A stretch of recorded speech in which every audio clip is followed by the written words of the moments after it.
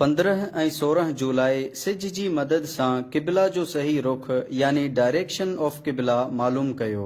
सिज ऐन काबे जे मथां ईंदो आहे उन वक़्तु कंहिं शइ यानी ऑब्जेक्टिव बणजण वारे साए यानी सन शेडो जी मदद सां मस्जिदुनि ऐं घरनि में सही क़िबले जो रुख मालूम करे सघिजे थो। तरीक़ो 15 ऐं 16 जुलाई अरब शरीफ़ जे वक़्त मुताबिक़ ॾींहं जे 12:27 ऐं पाकिस्तान जे वक़्त जे मुताबिक़ 2:27 ते कंहिं काठी सरिये यानी आयरन रॉड वग़ैरह खे वर्टिकल यानी सिधो आसमान ॾांहुं इन एहतियात सां बीहारियो जो उन जो झुकाव कंहिं तरफ़ बि न हुजे।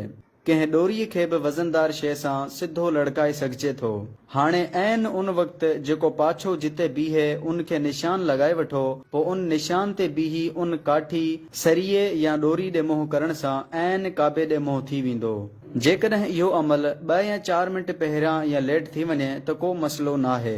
शरई मसइलो ऐन काबे जे साॼे पासे यानी राइट साइड या खाॿे पासे यानी लेफ्ट साइड 45 डिग्री जे अंदर नमाज पढ़ी त दुरुस्त थी वई यानी नमाज थी वेंदी।